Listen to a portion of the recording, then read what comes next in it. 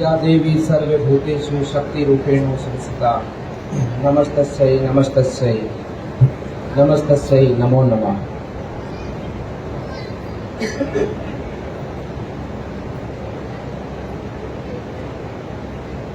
हमारे तिजारा के अंदर हमने अपनी संस्कृति के सीखा है कि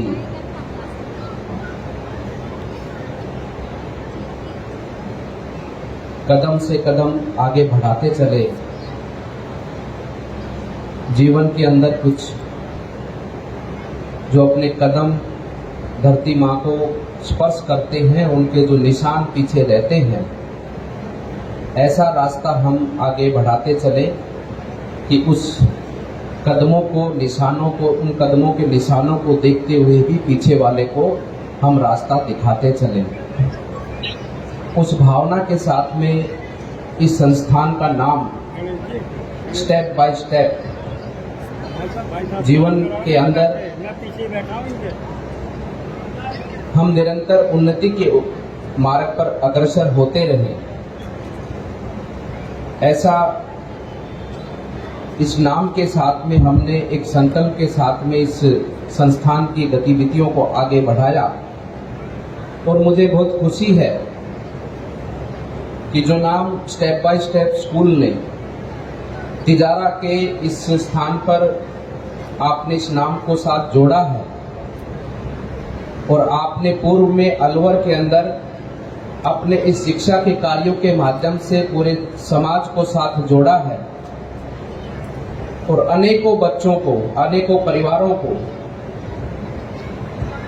उनके जीवन में एक सुरक्षित उनका जीवन है, आत्मनिर्भर उनका जीवन है, इस प्रकार का व्यक्तित्व का निर्माण आपने किया। और आज उसी संस्थान की एक शाखा हमारे तिजारा में आपके माध्यम से, नरेंद्र जी के माध्यम से आज हम सबको प्राप्त हो रही है। मैं तो यहाँ का जनप्रतिनिधि होने के नाते आपका अभिनंदन करता हूँ, स्वागत करता हूँ कि आपने ये विचार किया कि हमारे तिजारा में भी हमारे बच्चे बच्चियों को अच्छी शिक्षा मिले। और ये सौभाग्य का विषय है कि आज इस कार्यक्रम में, क्योंकि अतिथि हैं संजय शर्मा जी और हम तो दोनों अलवर के ही हैं, लेकिन अतिथि के स्वरूप में हमारे बीच में हैं, श्रावण का महीना है और मैंने तो वैसे तो आप सब जवाहर सिंह बेडम कहते हो, मैं इनको भोलेनाथ का नंदी कहता हूँ। मैंने कहा खूब ऐसे हाथ फैला के चलाकर 2-4 लोग तो ऐसे गिर जाए मगर रास्ते में, कोई घबराने वाली बात नहीं है। चुनाव आएगा तो फिर देख लेंगे।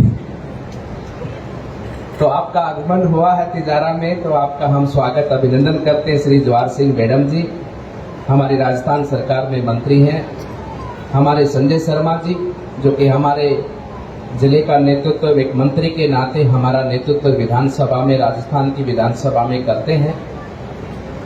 हमारे यहाँ से जिला प्रमुख जी भी बैठे हैं, हमारे प्रधान जी भी बैठे हैं और विशेष रूप से इस शिक्षा के कार्य को जिन्होंने आगे बढ़ाया, क्योंकि आपके मार्गदर्शन में ही ये सब चीजें संपन्न हुई हैं।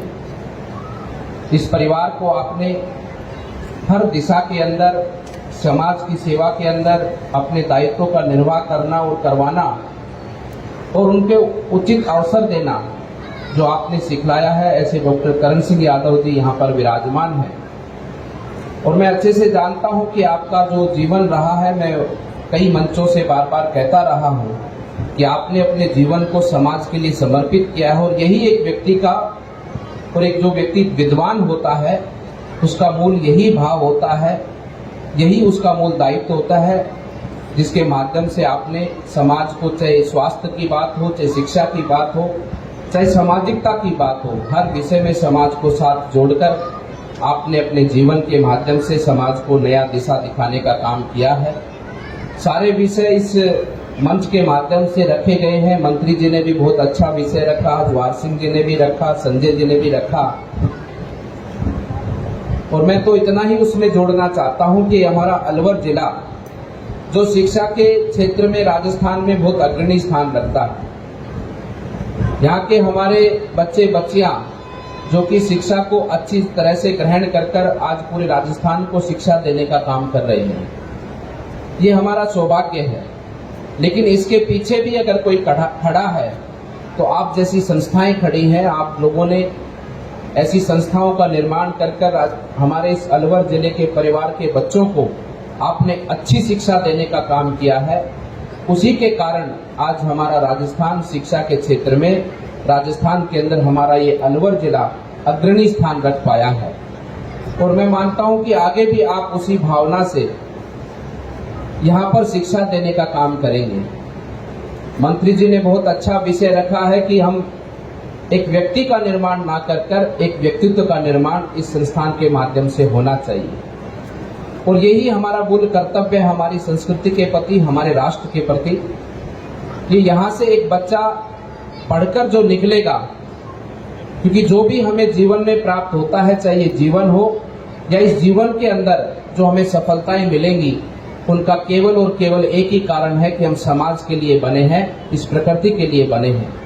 और हमारे जीवन का एक एक पल और पूरी ऊर्जा समाज और देश और राष्ट्र के विकास में हमारी वो ऊर्जा कारगर सिद्ध हो, उस भावना के साथ में स्कूल से हम अपने बच्चे बच्चियों का निर्माण कर आने वाले समय पर हमारा देश एक विकसित राष्ट्र की ओर आगे बढ़े। और ये आने वाले समय पर इसको पूरा करने में सबसे बड़ा योगदान आप सबका ही है। ये केवल जैसा कहा जाता है, हम सुनते भी, स्कूल मात्र नहीं है, ये सबसे बड़ा केंद्र है, मंदिर है शिक्षा का। इसमें भगवान स्वयं वास करते हैं और सबसे बड़ी आवश्यकता समाज को स्कूल की होती है। और मैं मानता हूं इस परिवार ने जो ये काम किया है, आप पर सबसे बड़ी जिम्मेदारी है समाज के निर्माण की।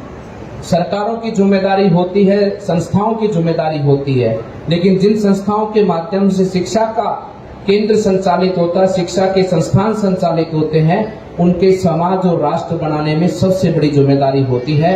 आप उसका पूरी निष्ठा पूर्वक निर्वाह करेंगे और समाज के जो पिछड़ा वर्ग है, समाज में जो गरीब वर्ग है, उसको भी अच्छी शिक्षा अपने संस्थान के माध्यम से प्राप्त हो, उस ध्येय को भी लेकर आप साथ चलेंगे। क्योंकि राष्ट्र, ये देश तभी संपन्न होगा जब गरीब परिवार का बच्चा भी अक्सर अच्छी शिक्षा को प्राप्त कर वो भी अपने जीवन से संतुष्ट होगा और उसके घरों में भी खुशियां होंगी, तभी हमारा राष्ट्र एक संपन्न राष्ट्र होगा। उस भावना के साथ में आप अपने इस संस्थान के माध्यम से राष्ट्र निर्माण की ओर अपना ये संस्थान समर्पित करेंगे।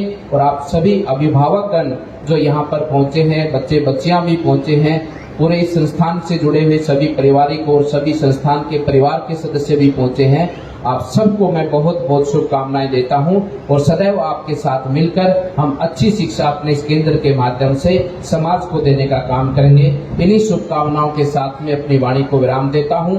आप सबका मंगल, आप सबका अभिनंदन। बोलिए भारत माता की।